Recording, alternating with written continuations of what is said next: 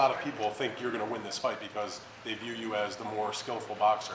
I'd like your take on that. I mean, I know you can fight in multitude of different styles. We've seen that for many years. Kovalev has maybe not been as versatile as you, although he's shown, like against Hopkins, he can box too, besides just sit there and crack. Somebody asked Kovalev if the fight would come down to just his sheer physicality and size and power against, that would be what carries him to a win. Do you think that it's going to be your skills that basically take care of business? No, I don't think it's just going to be that, because it hasn't just been that, in any of my fights. I think it's always more than that, but sometimes, the naked eye can't see what's going on. And I think, obviously the opponents, they know what's going on.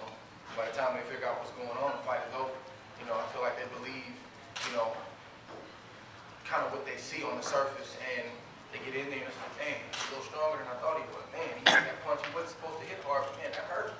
Man, he's not getting tired. He's stronger than I thought. So it's nuance. It's a different thing. It's similar to the Floyd experience that fighters go through, where we see one thing, oh, he's running, he's not hitting hard. We think, he's hitting harder than people think.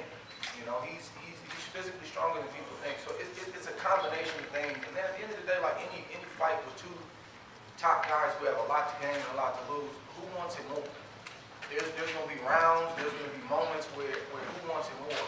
And I just believe I want it more. It's that simple. I know what I'm going up against. You have to acknowledge what he's done and respect what he's done in order to prepare properly. So I'll never take away from my opponents. If you guys look at my track record, I've never done that. I've never been a guy that tears my opponents down. I'll probably give them more credit than they should get. That way I get into the right frame of mind. So it's going to be a lot of things going on in that ring that bring me to victory, but ultimately it's going to be who wants it more. Andre, do you feel that an opponent has ever wanted it more than you? I mean, probably not. In my mind, I can't say, but everybody has a breaking point and everybody can be broken. And I've just never believed, I wasn't raised like that, and I wasn't groomed like that. I've seen them fight, I've seen clips, I know what I'm looking at. And I'm sure I'll gain some more knowledge in training camp, as we dig a little bit deeper, but it doesn't take 6 months to watch a guy. Like 10 weeks is plenty of enough time to look at. The time is now, and these are the things that great fighters do. They go up and they take on the best challenges. And I've never ducked and dodged anybody, never. I was put into a tournament like the Super 6 as a young pup, where it was sink or swim, and that could have been disastrous for my career. And I got the best fighter at 68 in the first fight, Mikhail Kessler. He was the man at that time. So I feel comfortable in this position. I feel comfortable taking on this type of challenge. Andre, against Alexander Brand, won every round against the tricky guys too. But you were landing, it seemed like it was usually one shot at a time. Why was there no combinations? Was that something you chose to do? And will you need combinations for Kovalev? It'll be a different fight with Kovalev. I mean, Alexander Brand wasn't who I wanted to fight. We had probably 2 or 3 other guys on the list, undefeated guys, and literally those fights just kept falling off for one reason or the next and fell to Brand. And I've said it before, we were 8 weeks out. We had to make a decision. He's just a very tricky guy to fight. He's 40 years old, but he's cracking. And he's the type, you saw the type of punches he was throwing, and on the outside, it's like, oh, the board holding back, is he not? It's tricky.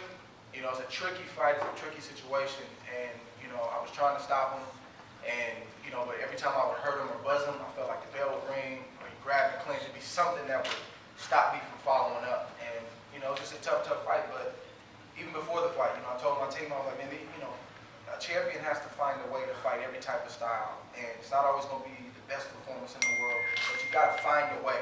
It's going to be great performances, not so great performances, career best performances. Those are the ebbs and flows of a professional career, but the goal is to keep winning. I don't know, I don't know. I just know that, I feel like this is the backstretch of my career. That could be, 5 years, that could be 4. I don't know. I feel like, me and my team will know when that time comes. And obviously, many great fighters have said that, and I know you guys look like, yeah, all right, we'll see you when you're 40. But I hope to not be one of those guys. Just simply because, boxing is hard enough when you're young and can do it, at the level you want to do it. I don't want to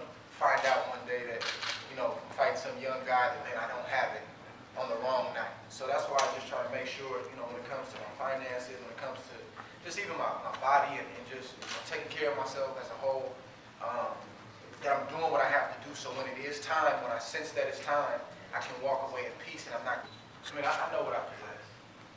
I know what I possess. I feel like I know where I stand in the sport. I know what I've accomplished. The resume speaks for itself. All you gotta do is look at the opponents and look at those certain things. Not just for me, but any career. Just look, you could be 50 and all, but just look at the resume and look who, the names are on the resume. But now, I would never, throw it in anybody's face and say, I told you so. It's just not me. I'm not gonna say it's not a party that wants to do that, but it's not the right thing to do. It's not the professional thing to do. People, and I've learned this throughout this 10-year career, 11-year career, is that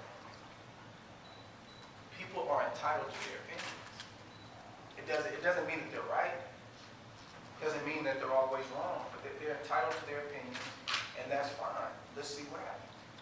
When you're young, get upset, you got these ideas and ideals that everybody's supposed to agree with you. That's not life.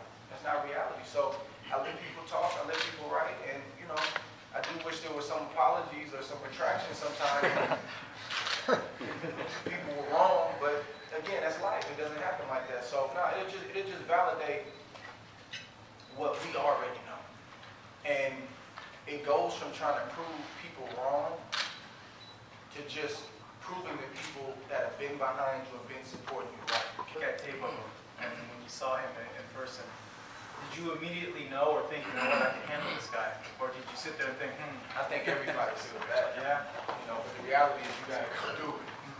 I think, but I also try to acknowledge in a moment, the guy's strengths too. So, I saw his accuracy, I saw his patience, and I saw that he could box, and but also, you gotta look at who's fighting. You have to look at the mistakes that they're making, see some things that Pascal is doing wrong.